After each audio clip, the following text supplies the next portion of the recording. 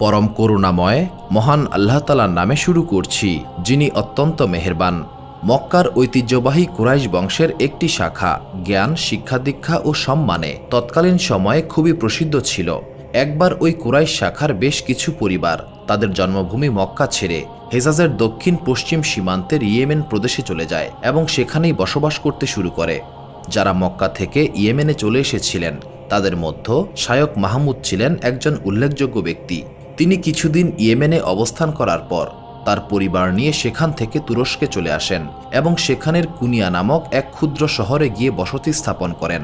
এখানে উল্লেখ করা প্রয়োজন যে শায়ক মাহমুদ যখন ইয়েমেন থেকে তুরস্কে গমন করেছিলেন তখন তিনি বিবাহিত ছিলেন এবং তার কোনো সন্তান ছিল না। তিনি যেমন মক্কার বিখ্যাত কুরাইশ বংশের ছিলেন, তেমনি তার স্ত্রীও ছিলেন কুরাইশ বংশের।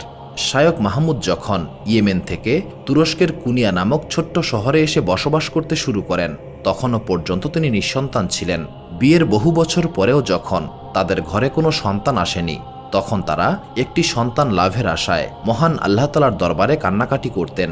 কিছুদিনের মধ্যেই মহান আল্লাহ তাআলা তাদের দোয়া কবুল করলেন। শায়ক মাহমুদের স্ত্রীর গর্ভে সন্তান আসলো। 1271 খ্রিস্টাব্দে শায়ক মাহমুদের স্ত্রী অতুলনীয় সুন্দর একটি পুত্র সন্তান প্রসব করলেন। শায়ক মাহমুদ এই পুত্র সন্তানের নাম রাখলেন শাহজালাল। শিশু জালালের বয়স যখন মাত্র 3 মাস তখন একদিন জালালের মা তার মাথায় তীব্র যন্ত্রণা অনুভব করলেন এবং সেই সঙ্গে তার সর্দি এবং কাশিও ছিল। সারাদিন এইভাবে কাটানোর পর রাতে ভীষণ জ্বরে আক্রান্ত হলেন।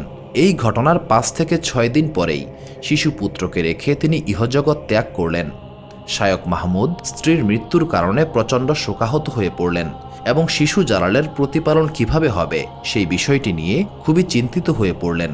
অবশেষে তিনি কোনো রকম উপায় বের করতে না পেরে নিজের সাধ্যমতো জালালকে পরম যত্নে লালন পালন করতে লাগলেন। ইতিমধ্যে 5 বছর অতিক্রান্ত হয়ে গেল। এরই মধ্যে একদিন হঠাৎ খবর পাওয়া গেল রাজ্যের সীমান্ত এলাকায় মুসলিমদের বিরুদ্ধে কাফিররা যুদ্ধের আয়োজন করেছে। তাদের মোকাবেলায় নিয়মিত মুসলিম বাহিনী প্রস্তুত হল, কিন্তু কাফেরদের শক্তির অনুপাতে মুসলিমদের আরও সৈনিকের প্রয়োজন দেখা দিল। শায়ক মাহমুদ যেহেতু মক্কার বিখ্যাত কুরাইশ বংশের মানুষ ছিলেন তাই তিনি ছিলেন যুদ্ধবিদ্যায় অত্যন্ত পারদর্শী। সুতরাং তিনি মুসলিম বাহিনীতে যোগদানের জন্য প্রস্তুতি গ্রহণ করলেন এবং তার এক প্রতিবেশীর কাছে পুত্র জালালের দায়িত্ব দিয়ে তিনি মুসলিম সেনাবাহিনীতে যোগদানের উদ্দেশ্যে রওনা দিলেন। এই যুদ্ধে মহান আল্লাহ তাআলার ইচ্ছায় মুসলিম বাহিনী বিজয় লাভ করে। যুদ্ধে জয়লাভ করে প্রায় সকল মুসলিম সৈন্যরা ফিরে আসলেও শায়ক মাহমুদ আর ফিরে আসলেন না। জিহাদের ময়দানে তিনি বীরত্বের সঙ্গে যুদ্ধ করে মহান আল্লাহ তাআলার ইচ্ছায় শহীদ হয়ে যান। হযরত শাহজালাল রহমতুল্লাহ আলাইহের মামা সৈয়দ আহমদ কবির ছিলেন সেই সময়ের একজন প্রসিদ্ধ আলেম। তিনি কুনিয়া থেকে বেশ কিছুটা দূরে তুরস্কের অন্য একটি এলাকায় বসবাস করতেন।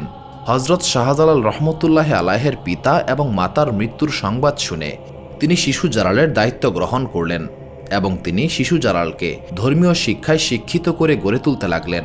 হযরত শাহজালাল রহমতুল্লাহ আলাইহের বয়স যখন মাত্র 7 বছর তখন তিনি সমগ্র কোরআন শরীফ মুখস্থ করে শ্রেষ্ঠ হাফেজে পরিণত হন এবং সেই সঙ্গে তিনি ইসলামী শিক্ষার বিভিন্ন শাখা যেমন কোরআন, হাদিস, তাফসির, ফিকা এবং অন্যান্য শাস্ত্রসমূহ অধ্যয়ন করতে আরম্ভ করলেন। মাত্র 16 বছর বয়সে হযরত শাহজালাল রহমতুল্লাহ আলাইহে উল্লেখিত শাস্ত্রগুলোতে গভীর জ্ঞানের অধিকারী হয়ে গেলেন। এইভাবে মাত্র অল্প কিছুদিনের মধ্যেই হযরত শাহজালাল রহমতুল্লাহ আলাইহে ইসলামী শিক্ষার সবগুলো সিঁড়ি অতিক্রম করে অভাবনীয় জ্ঞানের অধিকারী হয়ে গেলেন।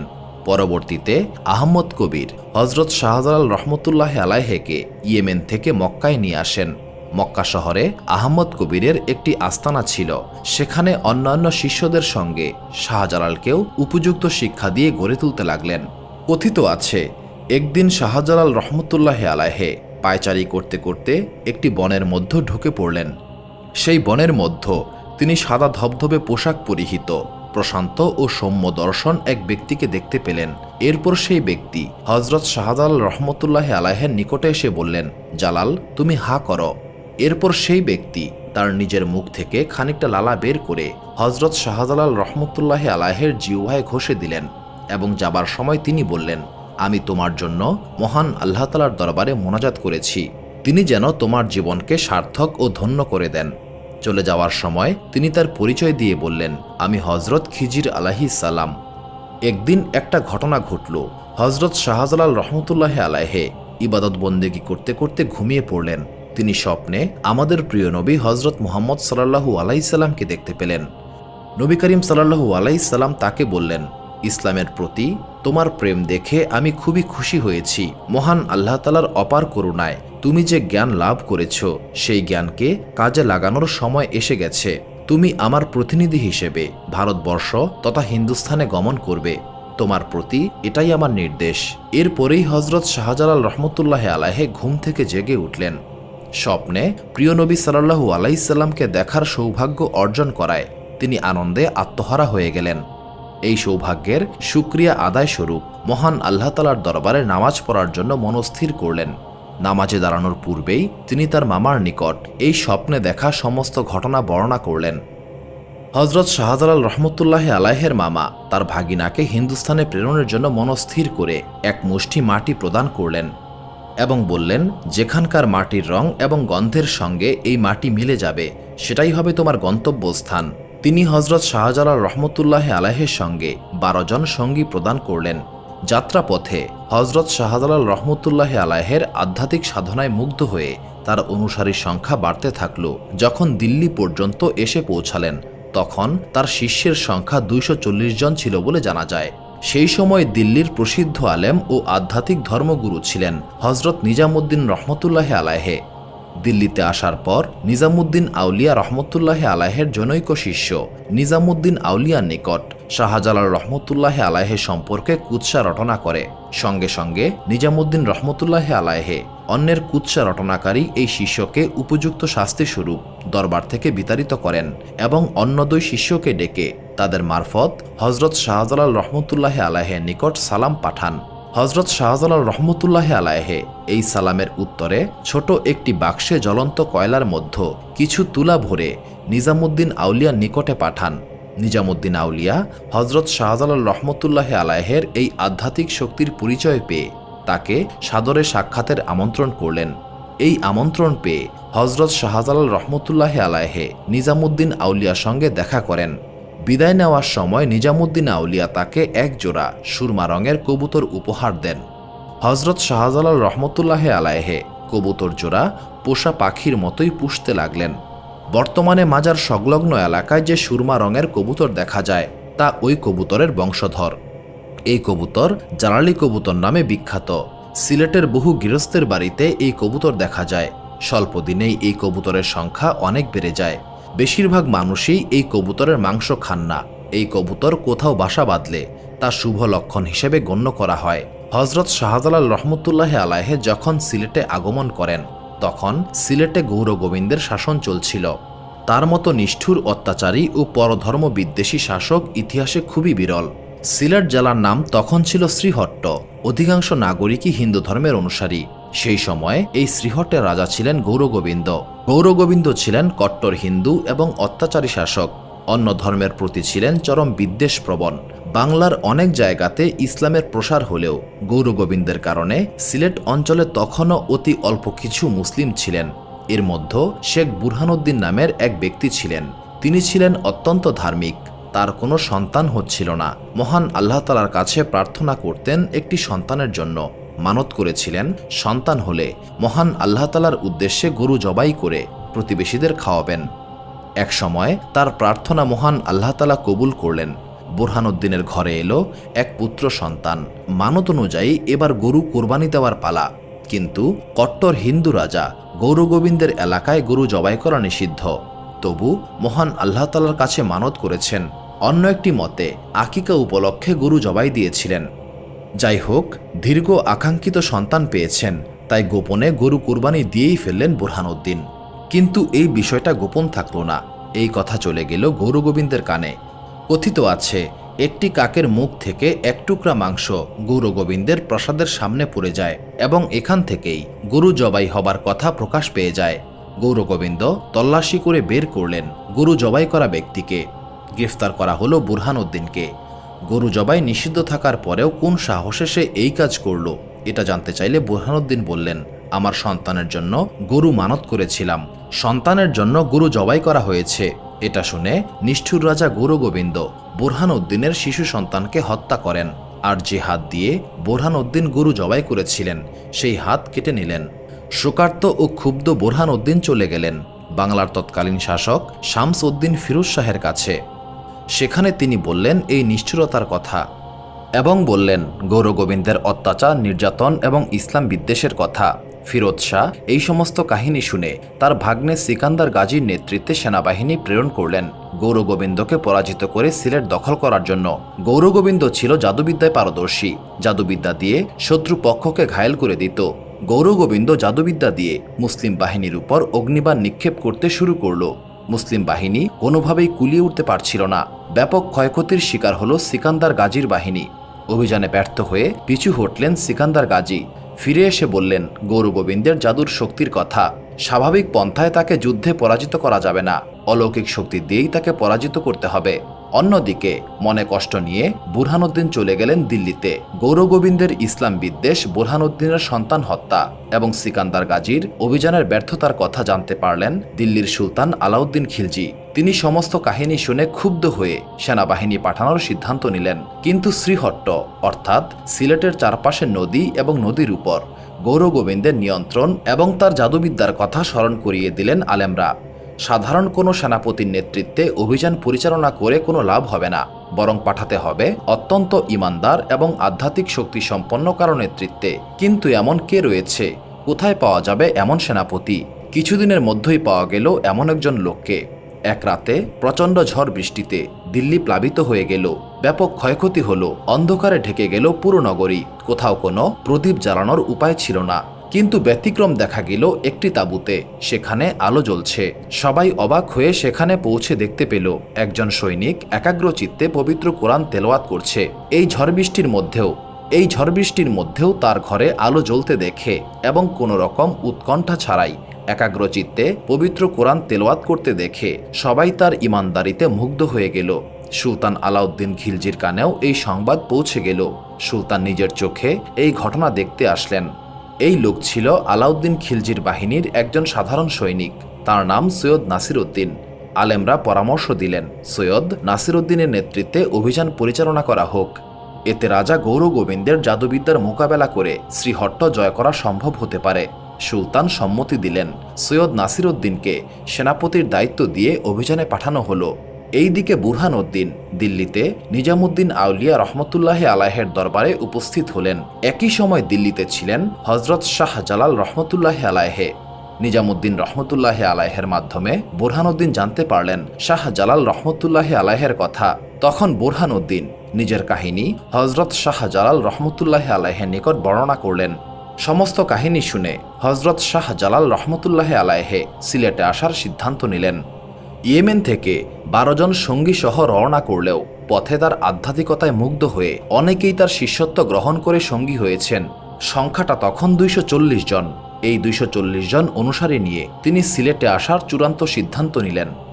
যাত্রাপথে হজরত শাহ জালাল রহমতুল্লাহ আলাইহের সঙ্গে আলাউদ্দিন খিলজির প্রেরিত সেনাপতি সৈয়দ নাসির উদ্দিনের সঙ্গে দেখা হলো।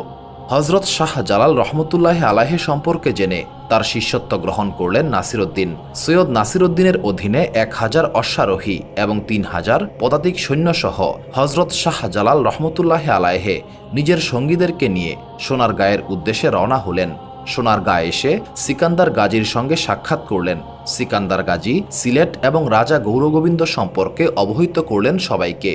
সকলে মিলে সিলেটের উদ্দেশ্যে রওনা দিলেন। হজরত শাহ জালাল রহমতুল্লাহ আলাইহের আদর্শে অনুপ্রাণিত হয়ে সিকান্দার গাজী নিজেও শিষ্যত্ব গ্রহণ করলেন। এইভাবে পথে পথে অনুসারীর সংখ্যা বাড়তে থাকল। সিলেটে পৌঁছানোর আগ পর্যন্ত সেই সংখ্যা 360 জন হয়ে গেল। মুসলিম বাহিনীর অভিযানে অগ্রসর হওয়ার খবর পেয়ে রাজা গৌরগোবিন্দ নদীতে সকল প্রকার নৌকা চলাচল বন্ধ করে দিলেন। তবু হজরত শাহ জালাল রহমতুল্লাহ আলাইহে তার অনুসারী এবং অনুগত বাহিনীকে নিয়ে নদী পার হয়ে অগ্রসর হলেন। কিভাবে এই নদী পার হয়েছিলেন সেটা স্পষ্ট জানা যায় না। নিজেরা নৌকা নিয়ে এসেছিলেন কিনা নিশ্চিত নয়, তবে প্রচলিত রয়েছে হজরত শাহ জালাল রহমতুল্লাহ আলাইহে তার ভক্তদেরকে নিয়ে জায়নামাজে চড়ে নদী পার হয়েছিলেন। হজরত শাহ জালাল রহমতুল্লাহ আলাইহে তার সঙ্গীদেরকে নিয়ে নদী পার হয়ে রাজা গৌর গোবিন্দের রাজ্যের দক্ষিণ সীমান্তে নবীগঞ্জের দিনারপুর পরগনায় উপস্থিত হলেন। গৌর গোবিন্দের সৈন্যরা তীর দিয়ে আক্রমণ করলেও কোনোরকম ক্ষয়ক্ষতি ছাড়াই হজরত শাহ জালাল রহমতুল্লাহ আলাইহের বাহিনী সামনে অগ্রসর হতে সক্ষম হল। খবর পেয়ে গৌর গোবিন্দ এবার সুরমা নদীতেও নৌকা চলাচল বন্ধ করে দিল। সেখানকার সকল নৌকায় আগুন দিয়ে ধ্বংস করে দেওয়া হলো। মুসলিম বাহিনী এই খরস্রোতা সুরমা নদী পার হতে সক্ষম হবে না বলেই ধারণা ছিল গৌর গোবিন্দের, এবং অস্ত্র হিসেবে তো জাদুবিদ্যা রয়েছেই। শাহজালাল রহমতুল্লাহ আলাইহে পূর্বের মতোই জায়নামাজের সাহায্যে সুরমা নদী পার হয়ে গেলেন। হজরত শাহজালাল রহমতুল্লাহ আলাইহের বাহিনীর উপর গৌর গোবিন্দের সমস্ত জাদু মন্ত্র ব্যর্থ হতে থাকল। ফলে সব রকম কৌশল যখন বিফলে গেল, তখন শেষ চেষ্টা হিসেবে রাজা গৌর গোবিন্দ এক বিশাল লৌহ ধনুকের উপর জাদুবিদ্যা প্রয়োগ করে হজরত শাহজালাল রহমতুল্লাহ আলাইহের নিকটে পাঠালো এবং শর্ত দিল, কেউ যদি একা উক্ত এই ধনুকের সাহায্যে তীর বর্ষণ করতে পারে তাহলে গৌর গোবিন্দ এই রাজ্য ছেড়ে চলে যাবে। হজরত শাহ জালাল রহমতুল্লাহ আলাইহে তার দরবারের লোকদের উদ্দেশ্য করে বললেন, যে ব্যক্তি কখনো ফজরের নামাজ কাজা করেনি এবং বাদ দেয়নি, একমাত্র সেই পারবে এই বিশাল লৌহ ধনুক দিয়ে একা তীর মারতে। পাওয়া গেল সৈয়দ নাসিরউদ্দিনকে। নাসিরউদ্দিন এই কর্মে সফল হলেন। রাজা গৌর গোবিন্দ গোপনে রাজ্য ছেড়ে চলে গেলেন। 1303 সালে প্রায় বিনা যুদ্ধে সিলেট জয় করলেন হজরত শাহ জালাল রহমতুল্লাহ আলাইহে। কিছুক্ষণ পর সিলেটে প্রথমবারের মতো ধ্বনিত হল আজানের সুর, এবং তিনি তার শিষ্য সিকান্দার শাহকে রাজ্য পরিচালনা এবং শাসনভারের দায়িত্ব দিয়ে নিজে ইসলামের খিদমতে আত্মনিয়োগ করলেন। সিকান্দার শাহ প্রথমেই সেই জায়গার নাম সিহট্ট থেকে জালালাবাদ রাখলেন। হজরত শাহ জালাল রহমতুল্লাহ আলাইহের জন্ম ইয়েমেনে। জন্মস্থান ছেড়ে ভারতবর্ষে ইসলাম প্রচার করছেন। এমন সময় জন্মভূমির নিকটে যাওয়ার খুব ইচ্ছে হলো। সেখানে গেলে পিতামাতার কবরও জিয়ারত করবেন। জন্মভূমিতে যাবার লক্ষ্যে 12 জন সঙ্গীকে সাথে নিয়ে ইয়েমেনের দিকে রওনা হলেন। সেই সময়ে ইয়েমেনের বাদশাহ ছিলেন সুলতান ওমর আশরাফ। ততদিনে হজরত শাহ জালাল রহমতুল্লাহ আলাইহের জ্ঞান গরিমা, আধ্যাত্মিকতা ও অলৌকিকতার খবর সারা বিশ্ববিদিত। ইয়েমেনের বাদশাহও তার ব্যাপারে শুনেছিলেন। যখন শুনলেন হজরত শাহ জালাল রহমতুল্লাহ আলাইহে ইয়েমেনে আসছেন, তখন তার ইচ্ছে হলো হজরত শাহ জালাল রহমতুল্লাহ আলাইহের আধ্যাত্মিকতার গভীরতা কতটুকু তা একটু পরীক্ষা করে দেখবেন।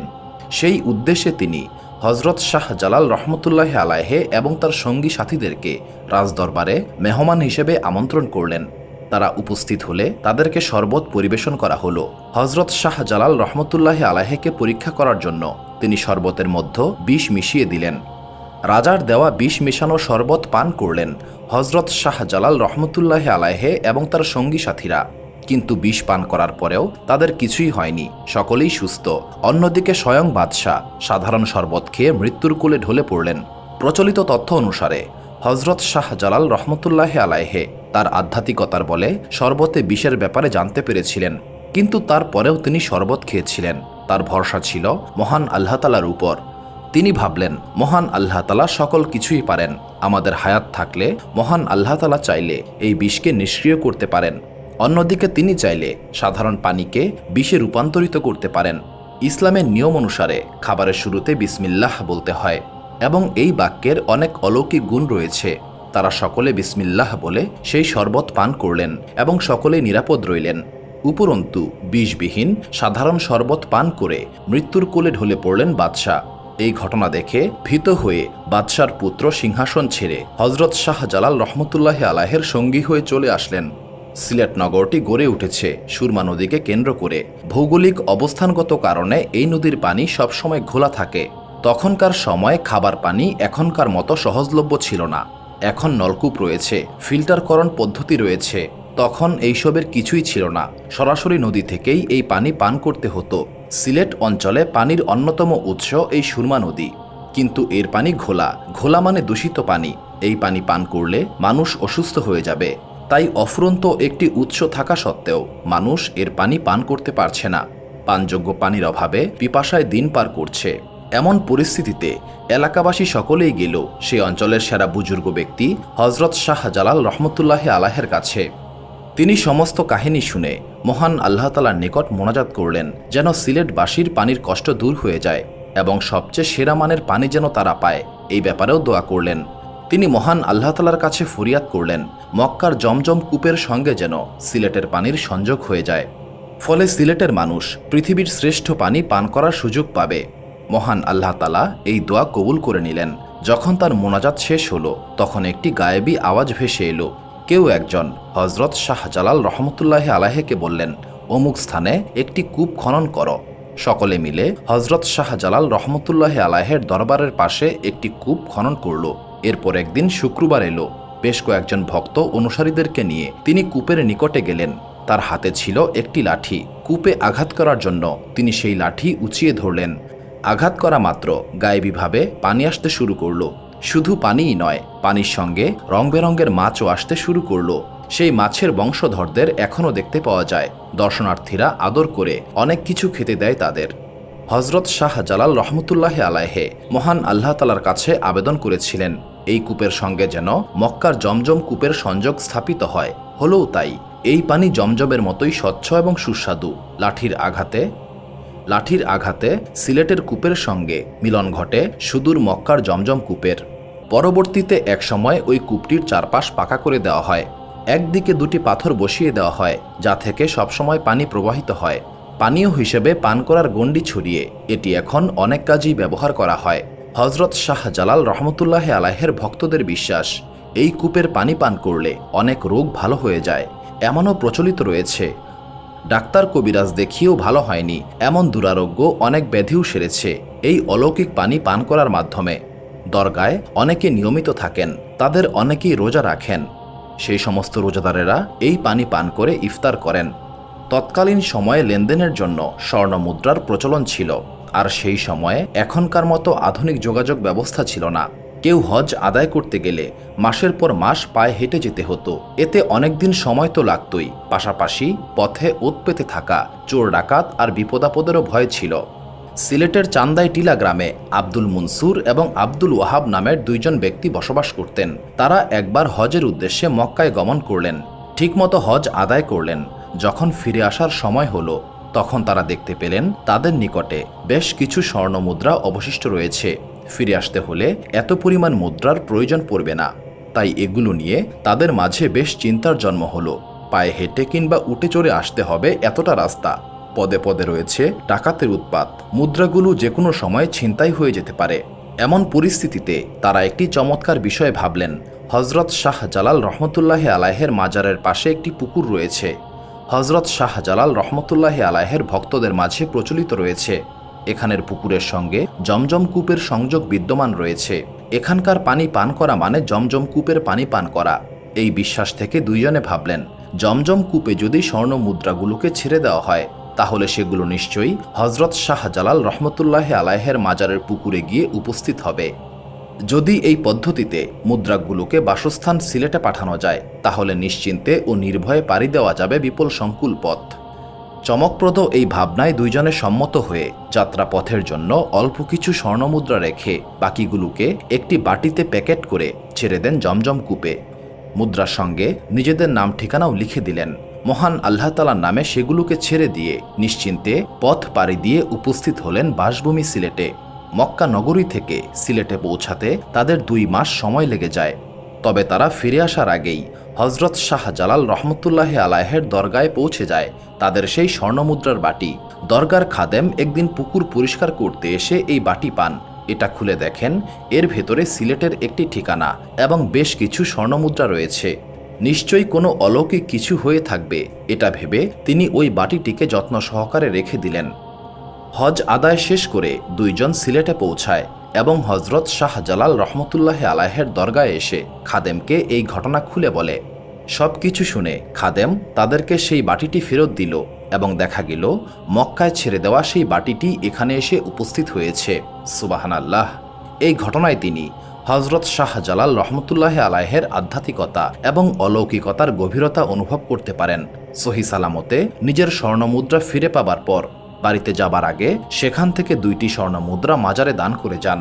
সুপ্রিয় দর্শক মণ্ডলী, প্রতিদিন নতুন নতুন ভিডিও পেতে আমাদের চ্যানেলটি অবশ্যই সাবস্ক্রাইব করুন এবং পাশে থাকা বেল আইকনটি প্রেস করতে অবশ্যই ভুলবেন না, এবং সেই সাথে আপনার যে কোনো মতামত আমাদের জানাতে আমাদের ভিডিওতে অবশ্যই কমেন্ট করুন। আশা করি আপনারা সবাই ভালো থাকবেন এবং সুস্থ থাকবেন। আসসালামু আলাইকুম।